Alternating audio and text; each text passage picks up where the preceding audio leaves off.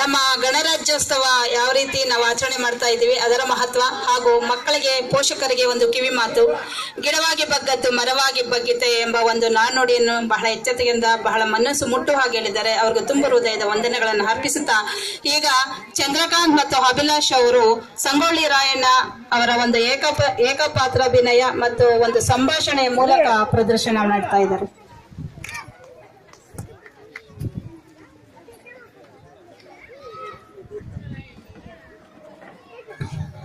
British ಅಧಿಕಾರಿಯಾದ ಥ್ಯಾಕರೆಯವರು ಮತ್ತು ಸಂಗೊಳ್ಳಿ ರಾಯಣ್ಣನವರ ನಡುವೆ ಯಾವ ರೀತಿ ಸಂಭಾಷಣೆ ನಡೀತು, ಸ್ವಾತಂತ್ರ್ಯ ಹೋರಾಟದಲ್ಲಿ ಒಂದು ಸಂಭಾಷಣೆ, ಒಂದು ತುಣುಕು ಈ ಮಕ್ಕಳ ಒಂದು ಪ್ರದರ್ಶನ.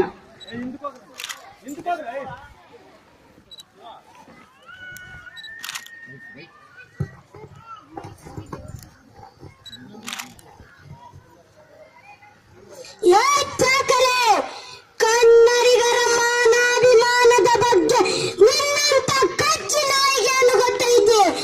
ಇದು ಕೆಚ್ಚದ ಕಲಿಗಳ ಬೀಡೈತೆ. ಅಂಜಿಕೆ ಎಂಬುದ ತಿಳಿಯದ ನಾಡು ನೊಂದೈತೆ.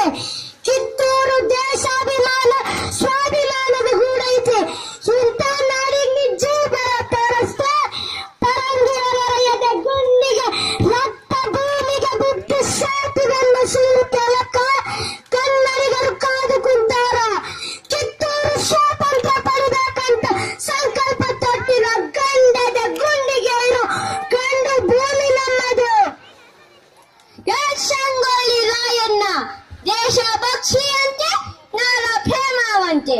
ಇನ್ನು ಮುಂದೆ ನಿಮ್ಮ ಭಾರತ ಮಾತೆ ಕನ್ನಡ ಮಾತೆ ನಮಗೆ ದಾಸಿಯರು.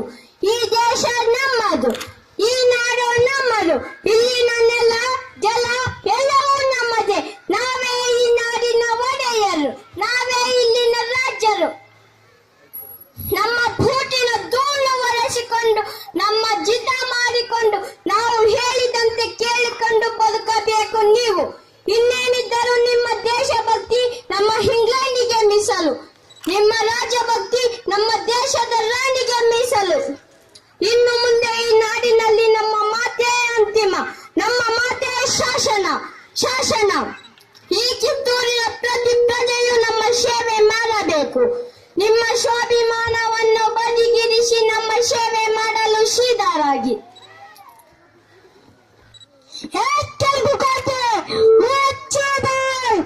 ತಾಯಿಯ ಸ್ಥಾನಕ್ಕೆ ಬಂದ ತಾಯಿಗೆ ಎಚ್ಚರ ನೀಡ ಸತ್ಯನ ನಿನಗ. ಇಲ್ಲ ಕಟ್ಟಲ ಮಾಡೋ ಅಧಿಕಾರ ಇರೋದು ನಮಗ, ನಿಮಗಲ್ಲ. ದೇಶದ್ರೋಹಿಗಳೇ, ನರವಂಚಕರೇ, ಖಡ್ಗವನ್ನು ವರ್ಜಿಸಿ ಸ್ನಾನಕ್ಕೆಂದು ನದಿ ನೀರಿಗಿಳಿದ ಸಮಯವನ್ನು ಹೊಂಚಿ ನನ್ನನ್ನು ಪರಂಗಿಯರಲ್ಲಿ ಹಿಡಿದುಕೊಟ್ಟ ನಿಮಗೆ ನಾಚಿಕೆಯಾಗಬೇಕು. ಎಂದನು ಕಾಸಿಗಾಗಿ ಮಾತೃಭೂಮಿಯನ್ನೇ ಬಲಿಕೊಟ್ಟಿರಲ್ಲ. ಎಂದಿಗೂ ಆಶೆಯನ್ನು ನಿಮ್ಮನ್ನು ಮೆಚ್ಚಲಾರ. ಹೇಳಿದೆಯೇ ನಿನ್ನಾಟಕ್ಕೆ ನಾನೇ ಬಲಿಯಾಗಬೇಕಾಯಿತೆ. ಮಾತೃಭೂಮಿಯ ರಕ್ಷಣೆಗಾಗಿ ಹರಿಸುತ್ತ ಈಗ ಪರಂಗಿಯ ಹೊರತುತ್ತಾಯಿತೆ. ಹೊರತು ಚೆನ್ನಮ್ಮಾಜಿಯ ಕೈ ತುತ್ತಿನಲ್ಲಿ ಋಣ ತೀರಿಸಿದೆ ಈಗ ವ್ಯರ್ಥವಾಯಿತಲ್ಲ. ಹೇ ಪರಂಗಿಯವರೇ, ಈಗಲೂ